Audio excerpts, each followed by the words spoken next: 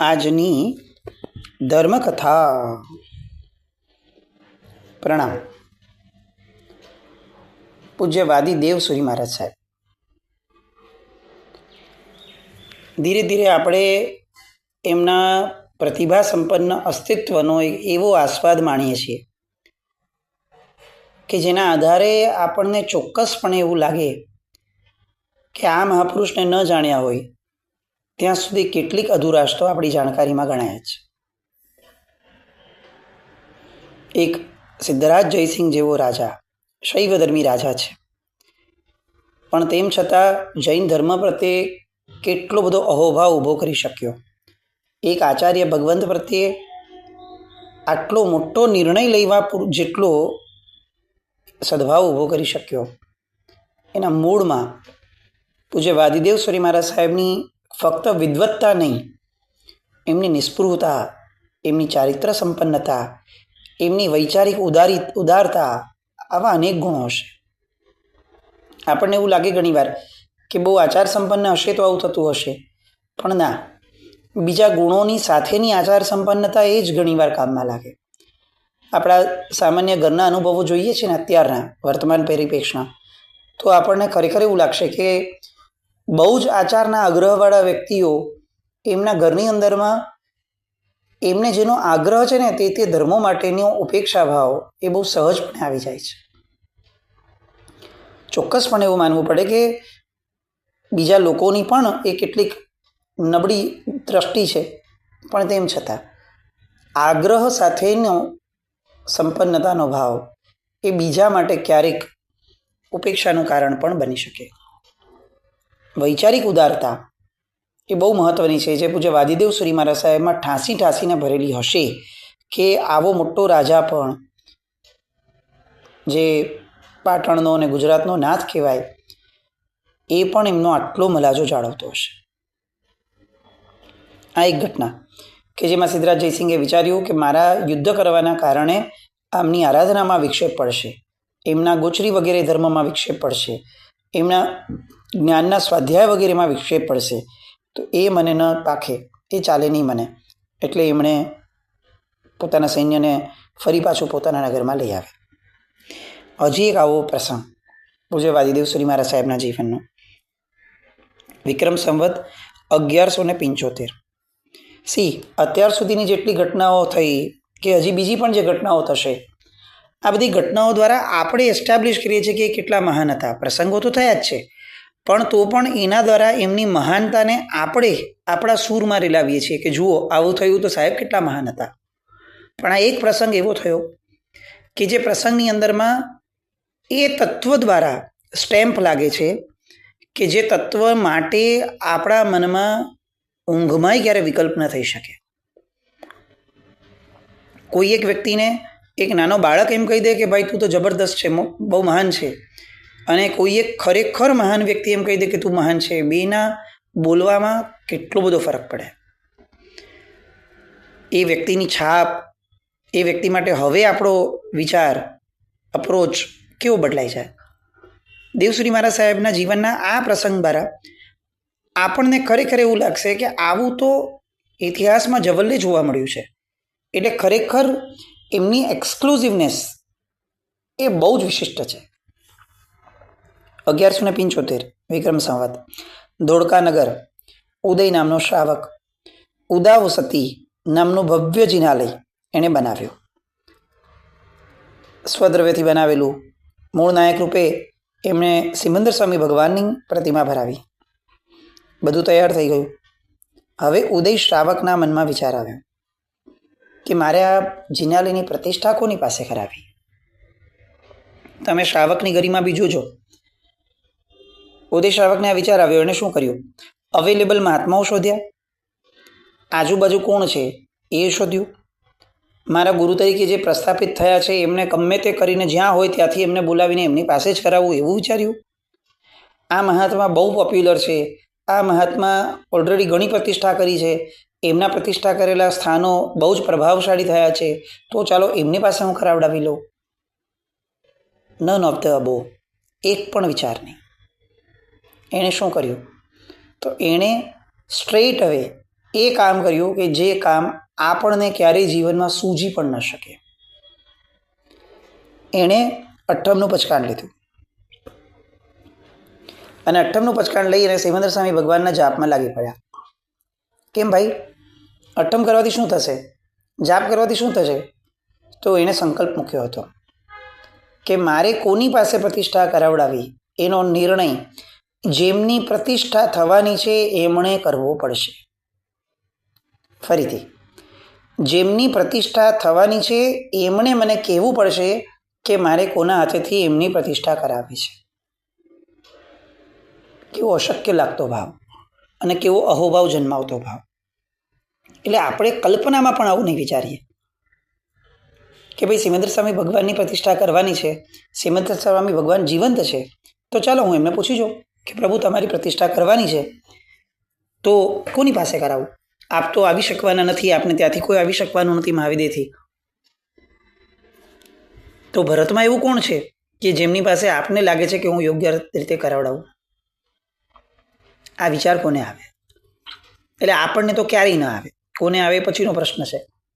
પણ એ કેવી અદ્ભુત આ લોકોની શ્રદ્ધા સંપન્નતા હશે એ સમયના શ્રાવકોની પણ, કે આમ પલાઠી લગાડીને બેસી ગયા અને 58 આમ ડાયરેક્ટ જવાબ કે શાસન દેવી આવવું જ પડશે એવો એમને વિશ્વાસ હશે. પોતાનું પોત કેટલું બધું પ્રભાવશાળી હશે, પોતાના જાપ કેટલા પ્રભાવશાળી હશે, પોતાનું તપ કેટલું પ્રભાવશાળી હશે. ત્રીજા દિવસની રાત્રિ થઈ અને શાસન દેવીએ એમની પાસે હાજર થવું પડ્યું અને પ્રત્યક્ષપણે આવીને પૂછે છે કે બોલો મને કેમ યાદ કરી? ટેકનિકલી કોને યાદ કર્યા હતા? સિમંદર સ્વામી ભગવાનને. અને આવ્યું કોણ? તો કે એમના શાસન દેવી. કેમ આવું? અને પાછું આવીને પૂછે છે શું? તો કે મને કેમ યાદ કરી?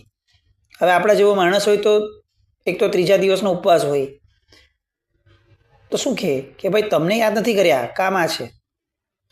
પણ આ શ્રાવકોનું ઔચિત્ય, આ શ્રાવકોનો જ્ઞાન પ્રત્યેનો અને ધર્મ પ્રત્યેનો અપ્રોચ, આ બધા છે ને આપણી જેમ સાવ ન ભણવાના આગ્રહવાળા નહોતા. આ બધા જેમ શ્રદ્ધા સંપન્ન હતા ને એના મૂળ કારણમાં એક એ બી હતું કે એ લોકો જ્ઞાન સંપન્ન પણ હતા. એમને ખબર હતી કે ક્યારે શું કરવું. દરેક વસ્તુઓમાં એમને આમ ચોડી ચપણું કરવું નહોતું ગમતું.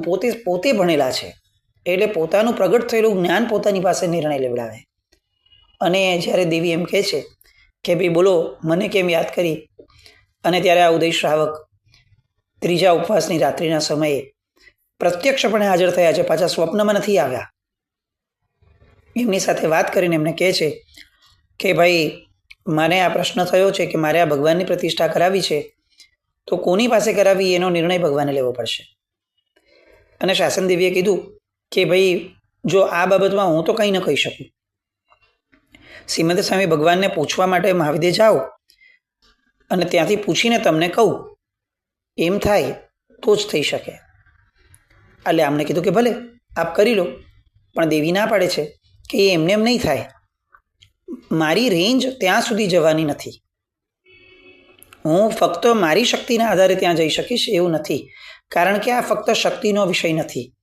સ્વયં જીવંત પરમાત્મા પાસે જવું એ કોઈ સરળ ઘટના નથી કે આ ગયા ને આવી ગયા.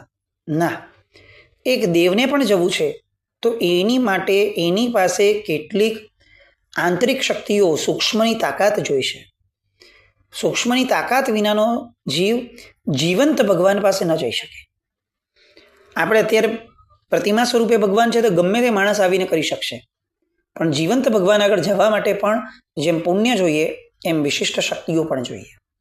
એકલા પુણ્યથી નથી થતું કામ.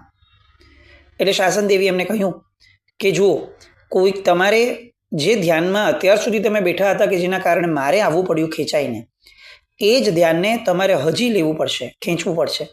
હું જ્યાં સુધી ત્યાં પહોંચીને ન આવો ત્યાં સુધી જો આ તમારા ધ્યાનની શક્તિનો સપોર્ટ મને નહીં હોય તો મારાથી કામ નહીં થઈ શકે.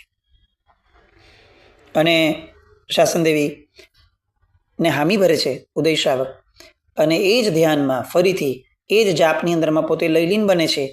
એની જ ઉર્જા, એના જ બળને શાસન દેવી એ સહાયતા પામે છે એનાથી, અને જાય છે સિમંદર સ્વામી ભગવાન પાસે, અને સિમંદર સ્વામી ભગવાન પાસે જઈ અને પૂછે છે. અને એ સમયે સિમંદર સ્વામી ભગવાન પોતાના સ્વમુખે એમને જે જવાબ આપે છે એ જવાબ છે કે વર્તમાન કાળમાં ભરત ક્ષેત્રમાં યુગ પ્રધાન તુલ્ય વાદી દેવસુરી મહારાજ સાહેબ જે વિચરી રહ્યા છે, એમના કર કમલ દ્વારા એમણે ઉદય શ્રાવકે પ્રતિષ્ઠા કરાવી. આ કોના મુખેથી શબ્દો નીકળ્યા? સિમંદર સ્વામી ભગવાન. એટલે આમ આપણે શું વિચારી શકીએ? હવે આ વાદીદેવ સુરી મહારાજ સાહેબ માટેનો આપણો અહોભાવ શું હોય? કોણે સ્ટેમ્પ લગાડ્યો? અચ્છા, શબ્દ શું આપ્યો પરમાત્માએ? યુગ પ્રધાન તુલ્ય જેમનું પુણ્ય છે, યુગ પ્રધાન તુલ્ય જેમનો આત્મા છે, જેમનું અસ્તિત્વ છે, એ વાદીદેવ સુરી મહારાજ. આ યુગ પ્રધાન તુલ્ય શબ્દ ભગવાનના મુખેથી નીકળ્યો હોય અને એની ગરિમા કેવી હોય?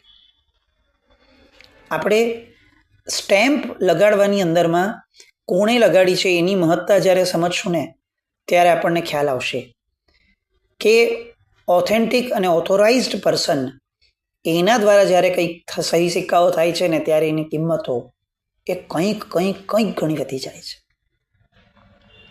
વાદીદેવ સુરી મહારાજ સાહેબ કેવું અસ્તિત્વ હશે કે સ્વયં શાસન દેવીને ભગવાન, જીવંત ભગવાન, કેવળ જ્ઞાન પામેલા ભગવાન એમ કહે કે એમની પાસેથી પ્રતિષ્ઠા કરાવડાવો. કેટલા આવા દ્રષ્ટાંતો ઇતિહાસમાં આપણને સાંભળવા મળ્યા હશે. બહુ જ સહજપણે આપણને કહેવાનું મન થાય કે આવા આત્માઓને ન જાણ્યા અત્યાર સુધી આપણે, એ આપણા પુરુષાર્થની બહુ મોટી ખામી છે. એ આપણા ભાગ્યની ખામી નથી, આપણા પુરુષાર્થની ખામી છે.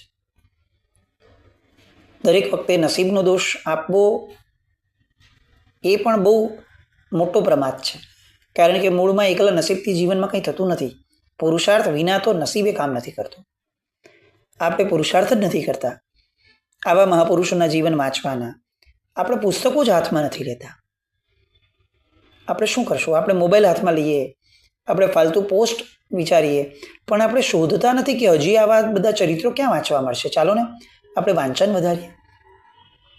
ધર્મકથાને રોજ શ્રવણ કરનારો વર્ગ ઘણો બધો હશે, પણ આ વર્ગની પછી અપગ્રેડેશન શું? ધર્મકથા ગમી એટલે સાંભળી, પણ પછી અપગ્રેડેશન એ થવું જોઈએ, ઇમ્પ્રુવમેન્ટ એ આવવું જોઈએ કે હવે બાકીના સમયમાં પણ આવી ધર્મકથાઓ જ્યાંથી મળે છે વાંચનમાં, શ્રવણમાં, એની જિજ્ઞાસા વધુ પ્રગટવી જોઈએ. એમાંથી લેવાનું તત્વ એ આપણા સત્વ સુધી પહોંચે એ રીતની વિચારણામાં જવું જોઈએ. અને આ નહીં કરીએ ત્યાં સુધી સાધન એ આપણને ક્યારેય સાધ્ય સુધી નહીં પહોંચાડી શકે. સાધનનો ઉપયોગ સાધન તરીકે હોય, મૂળ લક્ષ્ય તો સાધ્યને પામવાનું છે. અને સાધ્ય શું છે? તો તત્વની વિચારણા છે. તો તત્વની વિચારણા માટેના જેટલા આલંબનો મળી શકે એટલા વધુને વધુ પ્રાપ્ત કરવાનો ભાવ પ્રગટે એ આવશ્યક છે. સિમંદર સ્વામી ભગવાને સંવત 1175 જે કીધું, અને એના પછી એ ધોળકા નગર આજનું, અને એમાં અત્યંત ઉલ્લાસ સાથે મહોત્સવપૂર્વક પૂજ્ય દેવસુરી મહારાજના હાથેથી પ્રતિષ્ઠા થઈ. એ સાક્ષાત પરમાત્માના મુખેથી જેમની સ્તવના નીકળી, જેમની પ્રશંસા નીકળી છે, એવા પૂજ્ય દેવસુરી મહારાજ, વાદી દેવસુરી મહારાજ, એમના ચરિત્રને આપણે સાંભળીએ છીએ. આમ એક પછી એક પ્રસંગો આપણને સતત એવું કહે છે કે આ મહાપુરુષ એ ખરેખર કંઈક અલગ માટીના ઘડાયેલા હતા. એકવાર દેવસુરી મહારાજ સાહેબ ગુજરાત છોડીને ફરીથી નાગોર તરફ જઈ રહ્યા હતા. આપણી જે ઘટના થઈ એ નહીં, એના પછીની વાત છે. વચ્ચે આબુનો પર્વત આવ્યો.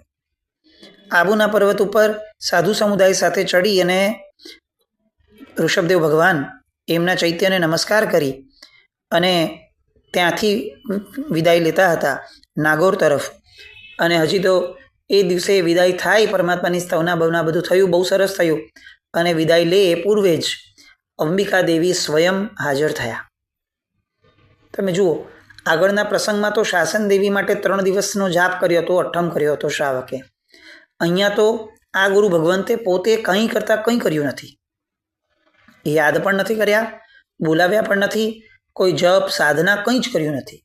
અને તેમ છતાં શાસનદેવી સ્વયં સામે ચડીને હાજર થાય છે. કેમ?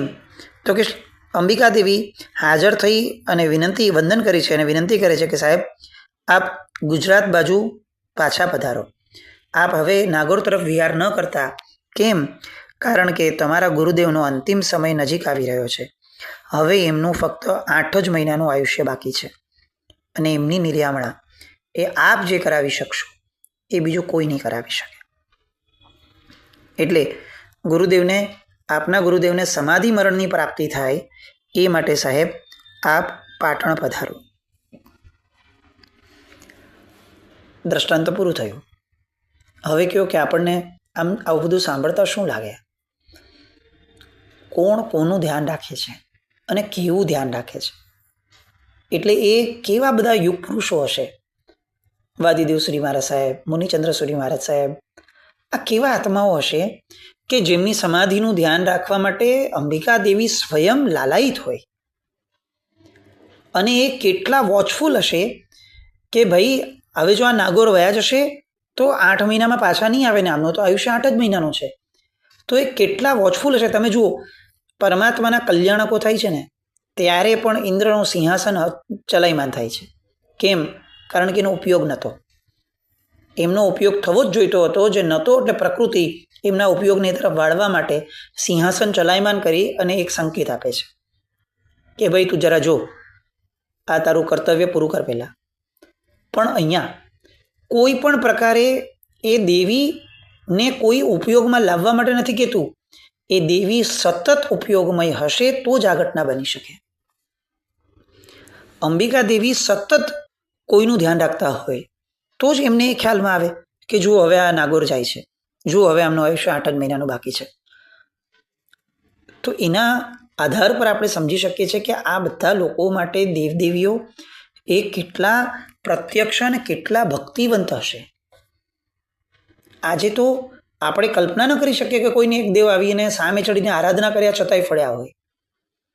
અને આ બધાને કોઈ આરાધના વગર સાક્ષાત એ લોકોની સાથે લાઇવલીનેસ સાથે જીવતા હતા. આ લોકોની નિષ્ઠા શું હશે શાસન પ્રત્યેની? આ લોકોની પ્રામાણિકતા, વફાદારી કેવી ગજબની હશે કે શાસન દેવીઓને એમનું રખોપું કરવા, એમનું ધ્યાન રાખવા માટે સતત મન થાય. અંબિકા દેવીએ પ્રત્યક્ષ હાજર થઈ અને પૂજ્ય દેવશ્રી મહારાજને જણાવ્યું કે આપના ગુરુદેવને હવે આપની જરૂર છે.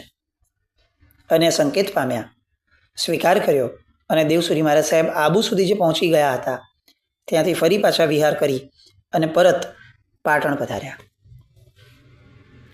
આ બધી ઘટનાઓ આપણને ખરેખર એવું સમજાવે છે કે ખરેખર બહારના જગતની અંદરમાં જેટલું આપણે ગુમરાયા કરીએ છીએ અને ડંકો વગાડવા પ્રયત્ન કરીએ છીએ એનો ક્યારેય એટલો અર્થ નહીં સરે જેટલો અર્થ અંદરના જગતમાં ડંકો વગાડવાનો આપણે પ્રયત્ન કરશું પછી થશે. આ બધા લોકોએ કંઈ બહુ મોટા મહોત્સવો કર્યા હશે એટલે દેવીઓ હાજર થયા હશે એવું નથી. આ બધા લોકોની અંદરની સાધના એટલી પ્રબળ હશે, આ બધા લોકોનું જીવદળ એટલું પવિત્ર હશે, આ બધા લોકો અંદરથી નિર્મળ રહેવા માટે પુરુષાર્થવાદી હશે. અને આ નિર્મળતા, આ પવિત્રતા, આ પ્રામાણિકતા, આ બધા ગુણો છેક દેવલોક સુધી બેઠેલા દેવોને, દેવીઓને પણ આકર્ષતા હશે. દેવદેવીઓ આપણા પ્રસંગોથી કેમ આકર્ષાશે? આપણા ભપકાઓથી કેમ આકર્ષાય? એમને ત્યાં શું નથી? ત્યાંના કોઈ એક સામાન્ય દેવની પગની મોજડીનું એક રત્ન એ અહીંયા આખી સૃષ્ટિને વેચી નાખો તો પણ એની કિંમત ન થાય. હવે એવા વ્યક્તિની આપણા ભપકાઓથી શું આકર્ષણ થાય? એમને ત્યાં જે નથી એનું આકર્ષણ એમને વધારે છે. અને જે નથી એ જ છે ચારિત્ર સંપન્નતા, વૈચારિક સંપન્નતા, શાસનની નિષ્ઠા. એમને જે ગમે છે શાસન, એ જેને બહુ જ ગમે છે, એ જેને બહુ જ સરસ રીતે સમજાયું છે, એની જે આરાધના નિતાંતપણે કરે છે એ વ્યક્તિ તરફ એ આકર્ષાશે. તો ખરેખર પુરુષાર્થ કરવો છે શાસનમાં કંઈક પરિવર્તન કરવાનો તો પલાઠી લગાડીને બેસવા જેવું છે. પોતાની જાતમાં કેટલાક ગુણો કેળવવા જેવા છે. આપણા ગુણો કેળવાશે, શાસન દેવોને આવવું પડશે. આવા દેકારા બોલાવવાથી, વારંવાર મેસેજો ફેરવવાથી અને કંઈક ને કંઈક ઊભું કરવાથી નથી થતું. આ બહુ જ બાકાયદા એક આખી પદ્ધતિ છે કે જેની માટે પલાઠી વાળીને અંદર જ ઉતરવું પડશે. સૂક્ષ્મના બળ વિના મોટા કામો ક્યારેય થઈ શકતા નથી. અને એનું પ્રમાણ આવા વાદીદેવ સુરી મહારાજ સાહેબ જેવા આચાર્ય ભગવંતોનું જીવન છે કે જે લોકોનું સહજ સૂક્ષ્મનું બળ એટલું બધું હતું કે કોઈ વિશેષ પ્રયત્ન વગર પણ આ બધાના જીવનનું નિયમન, આ લોકોના જીવનનું એક પ્રકારનું સંચાલન દેવો કરતા. દેવો સાક્ષાત હાજર રહેતા. એમણે કહેવું નહોતું પડતું કે જરા ધ્યાન રાખજો ને કંઈ હોય તો કહેજો. નહીં, દેવ દેવીઓ સામેથી આવીને એમને કહેતા, સાહેબ હવે આવું કરજો ને. આપણે મિસ કરીએ છીએ આવા યુગ પુરુષો, આવા મહાપુરુષોને. અને જે વસ્તુને મિસ કરતા હોઈએ એની માટેનો શ્રેષ્ઠ વિકલ્પ આ છે કે આપણે એમના જેવા બનવાનો પ્રયત્ન શરૂ કરી દઈએ તો એ જે મિસિંગ ફિલિંગ છે ને એની સાર્થકતા છે. આપણે કદાચ એમના જેવા વિદ્વાન ન બની શકીએ, આપણે એમના જેવા પવિત્ર બની શકીએ, આપણે એમના જેવી પ્રામાણિકતા કેળવી શકીએ, આપણે એમની જેમ શાસનને સમજવાનો નિષ્ઠાવંત પ્રયત્ન કરી શકીએ. અને કરશું તો ક્યારેક સાર્થક થશું. આવા નિષ્ઠાવંત પુરુષની વાતો અને એમના જીવનમાં બનેલા એ દ્રષ્ટાંતો. સાહેબ પાટણ પાછા ફર્યા પછી શું થયું, શું ખરેખર દેવીએ જે કીધું એ પ્રમાણે થયું અને કેવી રીતે થયું હતું, અને બીજા પ્રસંગો દેવસુરી મહારાજના, એની માટે આવતીકાલે ફરીથી મળશું. જીના આજ્ઞા કંઈ પણ બોલાય તો મિચ્છામિ દુક્કડમ. જય નામ જય અતિ શાસન.